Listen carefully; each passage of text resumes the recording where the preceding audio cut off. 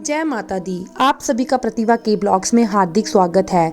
आइए आज हम जानेंगे वर्ष 2026 फाल्गुन मास फरवरी मंथ कृष्ण पक्ष में एकादशी का व्रत हम किस दिन धारण कर रहे हैं। तो जानेंगे व्रत के शुभ मुहूर्त के बारे में और जानेंगे कि व्रत 12 फरवरी को रखा जाएगा या 13 फरवरी को रखा जाएगा और पारण किस तरीके से करें इस व्रत के बारे में और किस चीज़ से करना चाहिए पारण का मतलब होता है जब हम व्रत की समाप्ति कर देते हैं, व्रत को किस तरीके से तोड़ना है उसको हम पारण कहते हैं। इस दिन खास करके भगवान को किस वस्तु का भोग लगाएं, किस प्रकार से भगवान की पूजा करनी चाहिए, इन सब चीज़ों के बारे में हम बात करेंगे। तो फाल्गुन मास कृष्ण पक्ष में पड़ने वाली एकादशी को विजया एकादशी के नाम से जाना जाता है। आप सभी को विजय एकादशी की ढेर सारी शुभकामनाएं। भगवान लक्ष्मी नारायण जी की कृपा आप सब पर बनी रहे। जो भक्त सच्ची श्रद्धा के साथ, सच्ची निष्ठा के साथ इस विजय एकादशी का व्रत धारण करते हैं, व्रत में नियमों का पालन करते हैं, भगवान विष्णु के स्वरूप की पूजा करते हैं, इससे व्यक्ति के सभी प्रकार के जो पाप हैं वो नष्ट हो जाते हैं और विजयदायक फल जो है प्राप्ति होती है।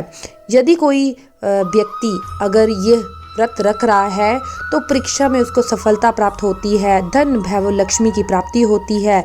जिस भी कार्य क्षेत्र में आप कर रहे हैं उसमें आपको सफलता की प्राप्ति होती है।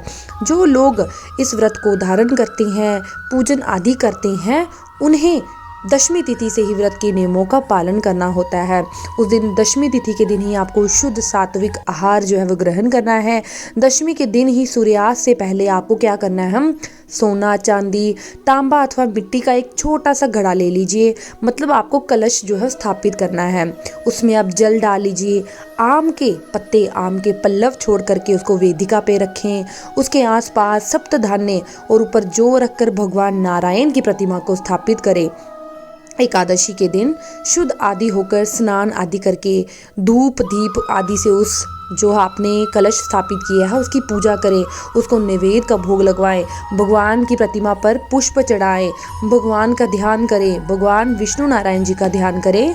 रात्रि में जागरण करते हुए अपना समय को व्यतीत करें और द्वादशी के दिन आपने क्या करना है, उस कलश को नदी या सरोवर के तट पे ले जाकर उसका विधिपूत पूजन करके उस कलश को ब्राह्मण को दान जो है वो कर देना है।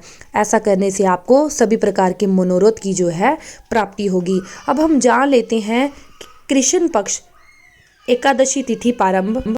फाल्गुन मास में कृष्ण पक्ष की एकादशी तिथि प्रारंभ हो रही है 12 फरवरी 2026 दिन गुरुवार दोपहर को 12:24 पे और एकादशी तिथि की समाप्ति 13 फरवरी 2026 दिन शुक्रवार दोपहर 2:57 पे हो रही है।